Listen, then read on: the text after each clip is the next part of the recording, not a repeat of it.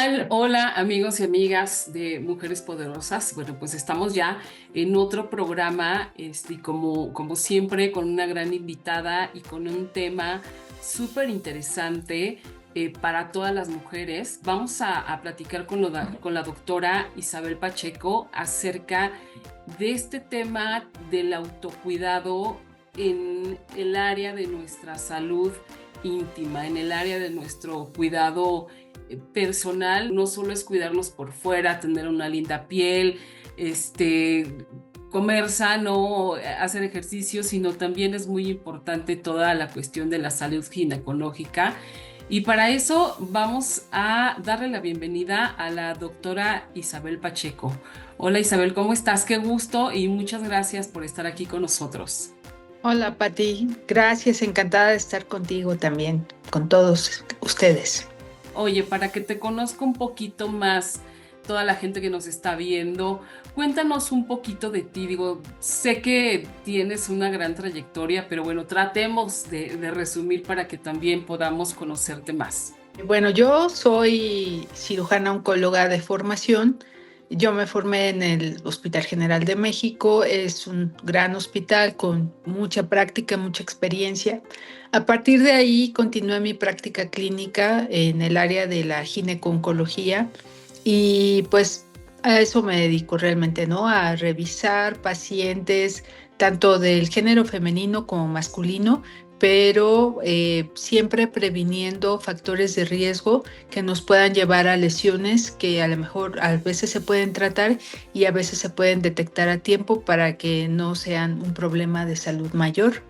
A eso me dedico actualmente. Bueno, he sido profesora en universidad, he dado clases de cirugía, he estado también trabajando en otros proyectos alternativos y bueno, pues mi interés es diseminar el conocimiento práctico, sobre todo en las áreas de salud prácticas, en este caso la ginecología, la andrología. Sí, bueno, pues son cuestiones bien importantes y que están siempre a la orden del día. Y que bueno, tenemos ya varias preguntas que nos enviaron con antelación. Hay alguien de 35 años que nos pregunta que cuáles son sus opciones si a esa edad ella está decidida y convencida de postergar su maternidad. Pues mira, realmente los 35 años ya se considera, a partir de los 35 años se considera una edad ya de riesgo.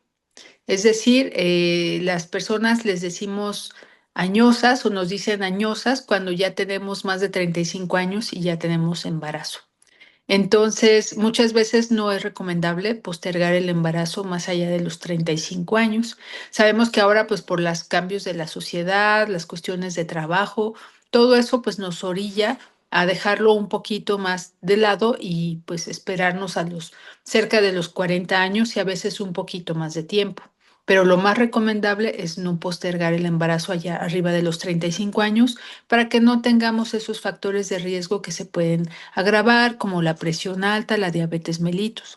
Entonces, si esta persona tiene 35 años, pero se mantiene en un buen estado corporal, tiene un buen peso, tiene unos hábitos higiénicos adecuados, no fuma, tiende a ser sana en general, bueno, digamos que a lo mejor puede postergar su embarazo hasta antes de los 38 años máximo, diría yo. Como te digo, hay casos muy particulares en que tienen también bebés después de los 40, los 42 años, pero bueno, siempre aumenta un poquito más el riesgo de alteraciones en el bebé y también en estados de salud que se pueden agravar. Fíjate qué importante lo que nos dices que no hay que generalizar los casos, ¿no? Porque yo he oído por ahí comentarios de igual amigas o conocidas que quieren postergar y ponen un ejemplo de tal artista tuvo a su hijo a los 45, tal lo tuvo a los 48, tal, pero bueno, como bien dices, todos los cuerpos y todos los organismos son bien diferentes y más bien hay que concentrarnos en el propio 100%. Sí, de acuerdo con todo esto es muy importante, tener tu cuerpo en las mejores condiciones posibles. Y si ya tienes algún grado de obesidad, si tienes una actividad sedentaria, es más difícil después que te puedas recuperar de un embarazo y de un parto o una cesárea. Claro, porque el riesgo no solo es para, digamos, para el bebé, ¿no? O sea, no, como que de repente nos centramos en que el bebé vaya a nacer bien o mal, como comúnmente decimos, ¿no? Sino también en nosotros, en nuestra recuperación, bien lo acabas de decir. Pues también hay que buscar los niveles de glucosa, por ejemplo, que sean adecuados, las cifras de presión arterial, es decir, todo eso es muy fácil de que se desequilibre alguno de esos factores para que ya después se venga a manifestar una enfermedad.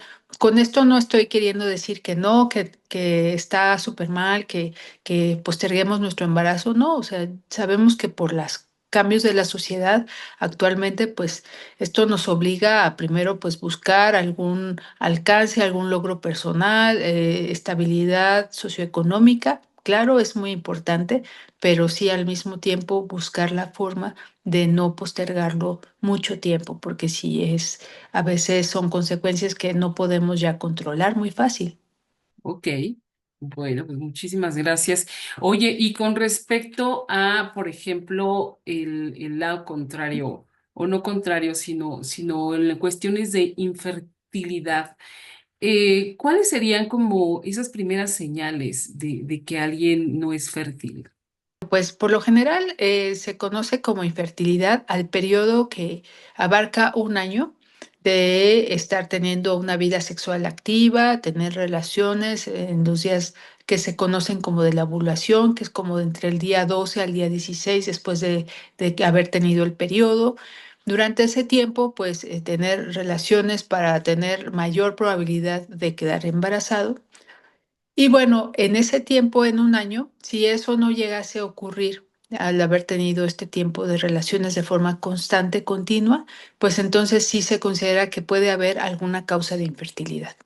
Y es entonces que pues ya se tienen que hacer los estudios pertinentes para buscar si hay alguna causa por parte ya sea de la mujer o por parte de la pareja hombre, porque muchas veces el 50% de los casos puede deberse a una o al otro género, no necesariamente es el por parte de la mujer.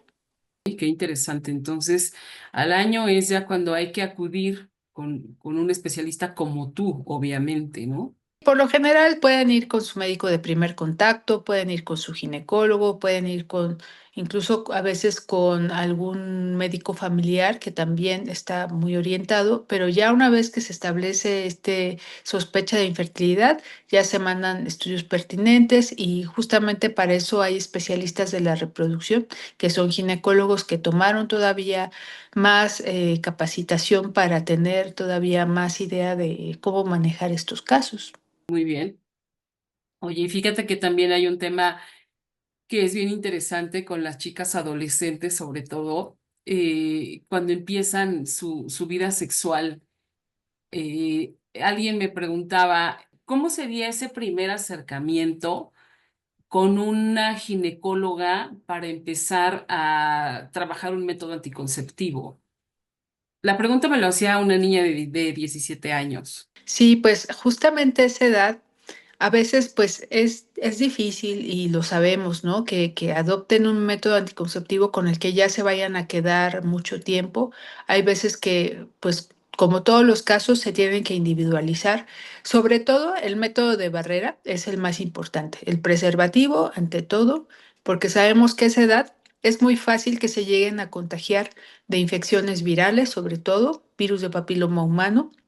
Y a esa edad es cuando el cuello está todavía en una zona, pues digamos, en una temporada en donde puede llegar a ser más afectado por el virus y tener después lesiones posteriores ya en la edad más adulta. Entonces, para entonces, como empezar algún método, es el método de barrera, que es el preservativo ante cualquier ocasión.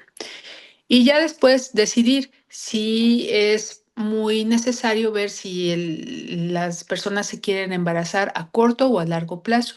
Hay veces que se utilizan métodos para corto plazo, como puede ser un anillo vaginal, que tiene hormona. Puede ser algunas tabletas que son tomadas todos los días con constancia, con disciplina, y pues son tabletas que duran tratamientos de 28 días que mantienen pues digamos que al estado de los ovarios sin ovular para que no vaya a ocurrir el embarazo. Hay algunos otros métodos un poco más definitivos, como el DIU. El DIU es un DIU a veces de cobre o puede ser con una aleación entre cobre y plata para evitar un poco más el riesgo de infecciones. Pero bueno, son métodos que no van a tener hormonas y si le caen bien a esta paciente, si le quedan, si se puede adaptar a estos métodos, le pueden durar muchos años y no tener que tomar hormonas tanto tiempo. También hay otras opciones como los implantes subdérmicos que pueden ser útiles para pacientes que no pretenden embarazarse en 3 a 5 años, dependiendo del tipo de implante. Pero también puede Ok. traer efectos colaterales, como todo. No sabía lo del DIU, que lo pueden usar ya las personas muy jóvenes.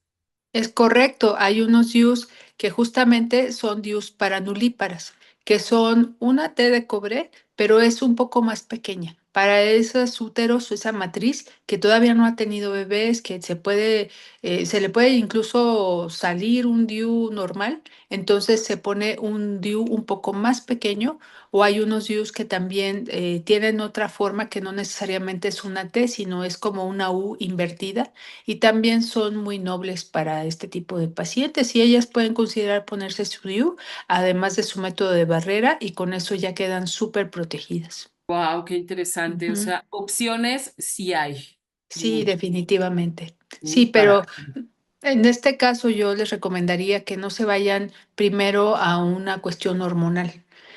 ¿Por qué? Pues porque les puede traer algunas consecuencias. Hay personas que suben de peso, o sea, si tienen el sedentarismo, no hacen ejercicio, tienden a subir de peso fácilmente, bueno, pues yo creo que no les conviene. sí, y que consulten, ¿no? Como siempre, asesoradas por los profesionales, porque no hay como que alguien que sabe te dé la explicación concreta y completa de la manera en que debes cuidarte. Sí, la verdad es que ya hay mucha información, ya lo sabemos, incluso desde la secundaria, desde todas estas educación básica, ya hay mucha información, ya hay clases de educación sexual y todo. Y sin embargo, cuando le toca a la chica decidir con qué se va a cuidar, bueno, pues es entonces cuando ya hay que buscar la ayuda experimentada y ya ver qué es lo que le conviene más. Y tocando el tema de las hormonas, es recomendable que, por ejemplo, nos hablas de que cuando eres muy joven recomiendas no tener tratamientos que nos contengan hormonas. ¿Qué pasa, por ejemplo, después de los 40 años? No, después de los 40 años ya hay ciertos cambios perimenopáusicos y sin embargo las pacientes todavía son fértiles. Entonces, si esta paciente es una paciente que probablemente no ha tenido anticonceptivo hormonal en su juventud y ahora planea cuidarse con este método, pero solamente buscar que no haya factores de riesgo, por ejemplo, el tabaquismo. Muchas de las personas fuman y no saben que puede aumentar todavía más la viscosidad de la sangre y puede haber más riesgo de que tengan algún trombo en la pierna, o sea, como de trombosis de la vena, si están poniéndose parches, ya sea parche, implante, DIU hormonal o pastillas tomadas, todas esas tienen hormonas y todas pueden tener algún riesgo de aumentar todavía más la trombosis. Entonces hay que buscar que esas pacientes que no tengan tabaquismo, no tengan obesidad, no tengan sedentarismo, para ver si todavía es factible que pueda estar cuidándose con un método hormonal. Pero realmente son dosis seguras, son dosis muy pequeñas que se están absorbiendo y realmente son dosis que han probado ser seguras y pues de mucha confiabilidad terapéutica. Entonces, todavía es factible siempre y cuando midamos que esta paciente no tenga algún otro factor de riesgo para no usarlos. Nos hablabas también acerca de los implantes. ¿Hay, digamos, desventajas de usarlos, consecuencias? Los implantes actualmente pues han sido como pues una ayuda muy grande porque facilitan mucho la vida. La paciente puede estar con un implante en su brazo, el subdérmico, y le puede durar fácilmente 3 años y pues no se preocupa por la cuestión no, de embarazarse o no. Es un método muy, muy seguro. A veces, pues te puede traer algunas consecuencias como que no puedas predecir cuándo te va a bajar, cuándo va a ser el sangrado, cuándo vamos a tener manchado, aunque sea manchado hemático. Eso es algo que es muy difícil a veces de predecir con los implantes. Entonces, es algo muy seguro hasta cierto punto, pero también tiene este cierto tipo de cosas. Hay algunos implantes que vienen ya en el DIU. Viene ahí una carga hormonal y les puede durar unos 3 años, otros pueden durar hasta 5 años. También son muy cómodos de usar. La paciente, siempre y cuando se esté revisando que el DIU está en su lugar, pues no tiene que estarse preocupando. Pero como todo, ¿no? Hay que estarse cuidando también que no tenga más fibrosis de los pechos, que no tenga nodulitos, que no, ¿por qué? Pues no es que sean malos o que provoquen alguna neoplasia maligna en el seno. Sin embargo, puede haber mayor fibrosis y eso está ahí anotado como el efecto hormonal que pueden producir estos implantes. Entonces, son opciones muy cómodas, muy seguras, pero también hay que estar revisando que el cuerpo lo acepte bien. Y digo, es una invitación también a nuestra revisión ginecológica, ¿no? Digamos, por ejemplo, hablando del Papa Nicolau, cada qué periodo de tiempo es recomendable que se haga. Para las chicas, una vez que inician la vida sexual, se dice que tiene que pasar al menos unos 2 años para que se hagan su primer Papá Nicolau. Entonces tienen todavía ese periodo de tiempo. Obviamente, pues ellas cuidándose, teniendo su método de barrera, etcétera, pues van a estar bien, pero pues hay que empezar a cuidarlo a partir de los 2 años con el Papá Nicolau. Ya después se recomienda que sea en forma anual. Obviamente, pues si sale alguna alteración, alguna célula sugestiva de que hay alguna infección viral o algo, pues se tiene que ya sea complementar con una colposcopía, que es ver el cuello, revisarlo bien, poner algunas soluciones para ver si no hay alteraciones en el epitelio, en el cuello de la matriz directamente, o también hacer alguna prueba de PCR para buscar algún subtipo de virus de papiloma humano de alto riesgo que pueda llegarle a dar consecuencias posteriores, ¿no? Entonces, la periodicidad es anual y también se puede hacer semestral dependiendo de si se encontraron algunas alteraciones inflamatorias o algunas infecciones bacterianas, Pati. Ok. Ujú. Oye, y hablando del virus del papiloma, la vacuna, ¿a qué edad se recomienda para hombres, para mujeres? La vacuna actualmente se recomienda desde la adolescencia a partir de los 9 años. Es una buena edad porque es cuando las niñas pues, no han iniciado relaciones y pueden empezar a desarrollar inmunidad contra los subtipos más agresivos o digamos más oncogénicos o que pueden producir después cambios por neoplasia maligna del virus de papiloma humano. Son por lo general unos 9 tipos o a veces hay más, pero son 9 los identificados que pueden producir después alteraciones sugestivas de neoplasias o preneoplasias. Y bueno, pues la vacuna se recomienda en adolescentes a partir de los 9 años, ya sea hombres, ya sea mujeres. Se dice que pueden haber hombres, pues con una sola dosis pueden quedar cubiertos. Sin embargo, pues lo recomendable es que se hagan las dos dosis, una y el refuerzo al mes. Y en las niñas puede ser una, el refuerzo al mes y otro refuerzo a los 6 meses. Entonces, Sí. ahora ya hay vacunas que tienen 9 serotipos, o sea que los previenen contra los 9 serotipos y pues son más completas porque antes teníamos la de 4 serotipos, ahora es la de 9 y pues está mucho mejor. Ahora, a ver, para poder aclarar un poco, es, digamos, una sola dosis que puede dividirse en dos y ya. Haz de cuenta que es una dosis por vacuna. Entonces, la chica, el chico se va a poner una dosis Y lo más conveniente es poner un refuerzo al mes. Hay veces que con una dosis se ha visto que pues pueden quedar cubiertos, sobre todo los varones, pero en el caso de las chicas sí es recomendable el refuerzo al mes y otra dosis a los 6 meses. O sea que sí se llevan sus 3 vacunas completas. Es muy importante, igual, saber que esto nada más te va a proteger contra los 9 tipos de virus que hay, digamos, los 9 subtipos que se relacionan más con lesiones en el cáncer, como tipo cáncer de cuello de la matriz. Pero realmente hay muchísimos más, Pati. Hay como prácticamente 100 a 150 tipos de subtipos de virus, subtipos de virus, perdón, y estos también pueden dar lesiones en la piel como verrugas, verrugas vulgares, condilomas, y muchas veces estos son virus, digamos que de bajo riesgo, y sin embargo estamos expuestos a tenerlo. Si Claro. nuestro estado inmunológico no es el óptimo, si no tenemos un adecuado descanso, una adecuada dieta, una adecuada actividad física, si tenemos mucho estrés, estamos inmunosuprimidos, los virus van a ser de las suyas. Y aunque estemos vacunados, a veces vamos a tener lesiones en los genitales, pueden haber estas verrugas, condilomas. Y bueno, pues no hay que confiarnos. O sea, esta es la conclusión, es de que aunque una persona está vacunada, no se puede confiar y se tiene que seguir revisando periódicamente y cuidando, claro.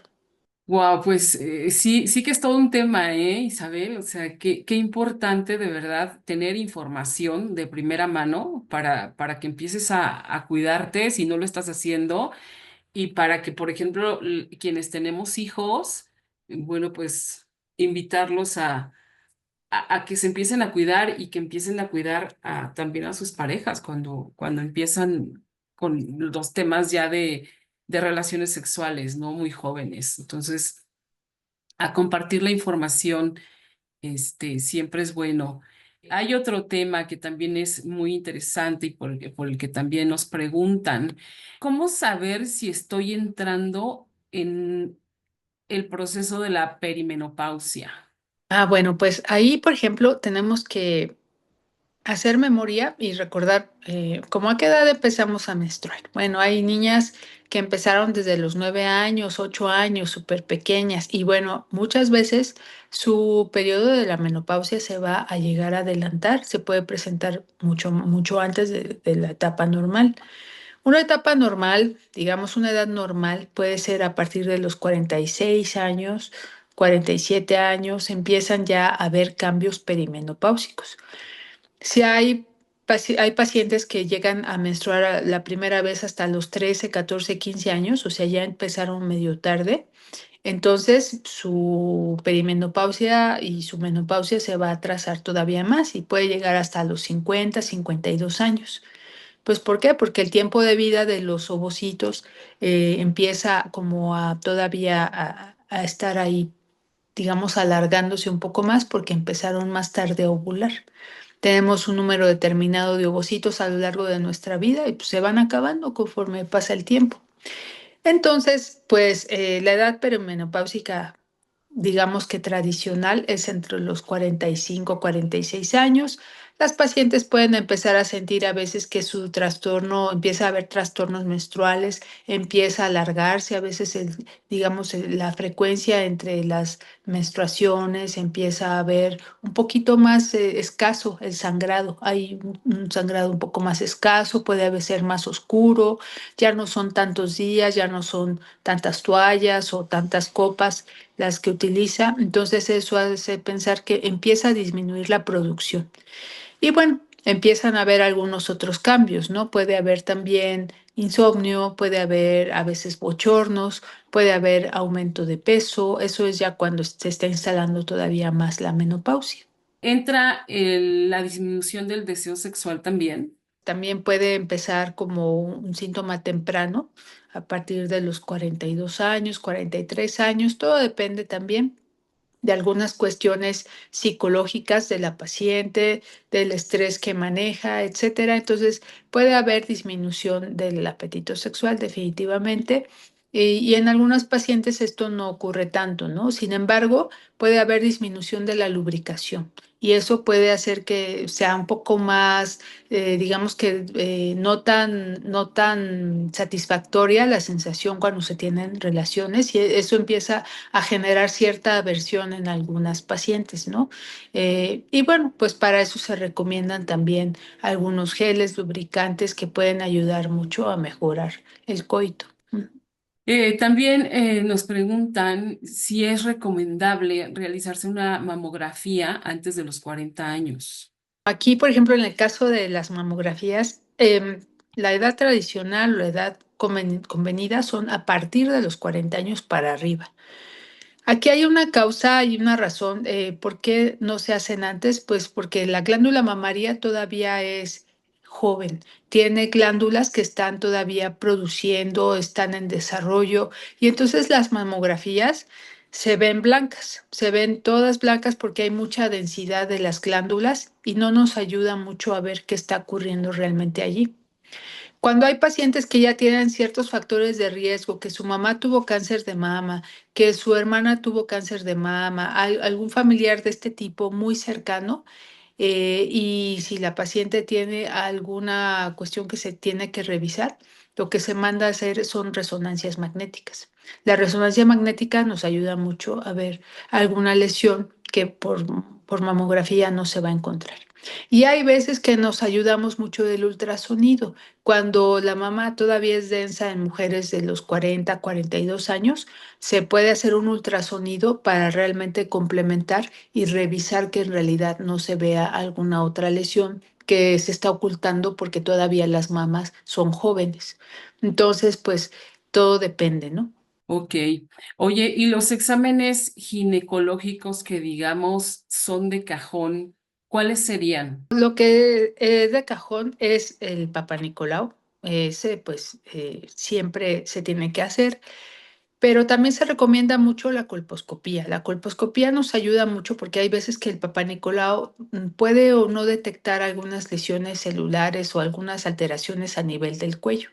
Y la colposcopía nos ayuda directamente a ver cómo está ese cuello, si tiene alguna infección, si hay algún defecto que está generando que esta paciente tenga infecciones cervicales recurrentes, entonces tenemos que hacer una colposcopía. Obviamente, si hay virus de papiloma humano, se va a poder tomar una biopsia directamente de la lesión, o sea, es como una herramienta que está accesible, está a la mano, se lo pueden hacer muchas pacientes y pues siempre nos ayuda mucho a ver qué está ocurriendo. Y también en la menopausia nos ayuda a saber si ya tiene fragilidad de los tejidos, si hay atrofia, si esta paciente ya necesita algún suplemento hormonal, por ejemplo, nos puede ayudar también a saber cómo está ese cuello.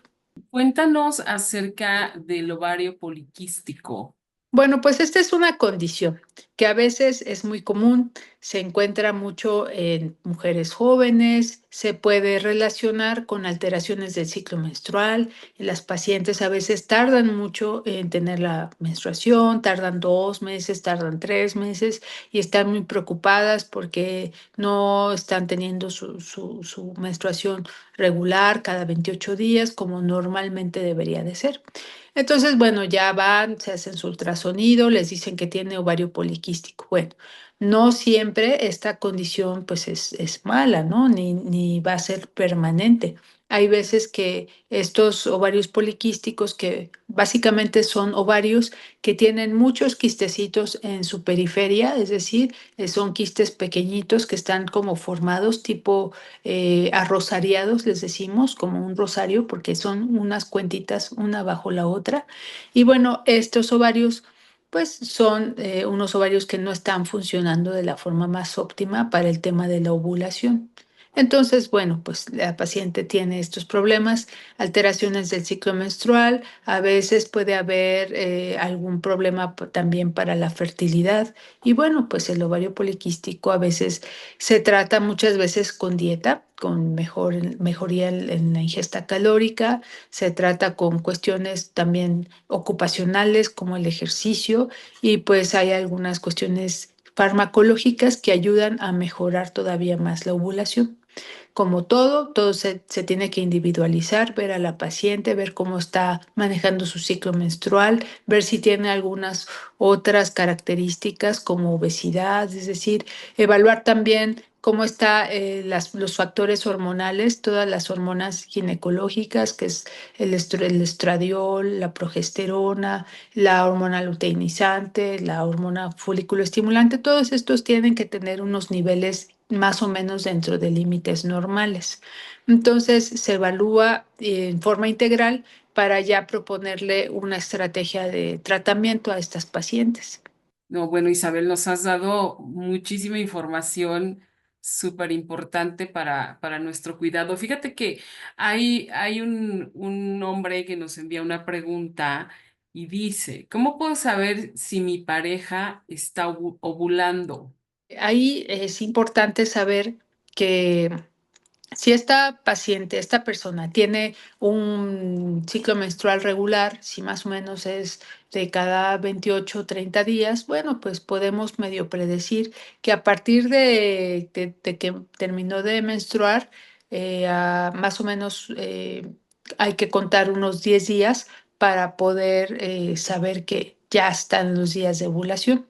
Hay algunos cambios corporales, por ejemplo, en cuanto al moco. El moco cervical va a ser todavía más hialino, va a ser de hecho filante. Se dice que es como un moco transparente que puede como hacer un juego entre los dos dedos. Es un moco filante, es un moco pues que está diciendo que la paciente está ovulando, ¿no? Puede haber también aumento de la temperatura corporal, también son datos indirectos. Pero ahora ya tenemos también algunas pruebas, por ejemplo, pues que se pueden adquirir en la farmacia como test de ovulación. Y eso también a la paciente le ayuda mucho a saber si en esos días realmente está ovulando. ¿Por qué? Pues ya son como unos test que con la orina se puede llegar a saber si hay cierta ovulación. Y bueno, pues ya si está necesitando o buscando el embarazo, pues puede ser todavía más seguro. Isabel, pues de verdad muchísimas gracias por este programa que nos dejaste muchísimas herramientas y muchísimas cuestiones que atender. ¿Dónde te puede encontrar la gente que quiera tomar una consulta contigo, que quiera preguntarte algo? ¿Dónde te buscan? Yo tengo mi Facebook, estoy como María Isabel Pacheco. Allí me pueden contactar y también me pueden contactar por WhatsApp 5613-750901 y pues ahí estoy por WhatsApp también para contestarle todas sus dudas y pues a la orden para ti. Muchas gracias. Gracias a ti por estar aquí con nosotros, por ayudarnos tanto con este tema y bueno, pues esperemos que vengas en otra ocasión a hablarnos también de muchos más temas sobre este terreno que es tan importante, ¿no? La salud de las mujeres. Es la salud y el autocuidado para ti. Y bueno, pues muchísimas gracias a todos los que vieron este programa, a quienes se conectaron. Yo les pido que si ustedes saben de alguien que les sea de utilidad todo este material que nos ha dejado Isabel, la doctora Isabel Pacheco, pues que lo compartan. Nos encontramos próximamente en otro programa de Mujeres Poderosas. Yo soy Patricia Cervantes. Muchísimas gracias. Besos. Bye.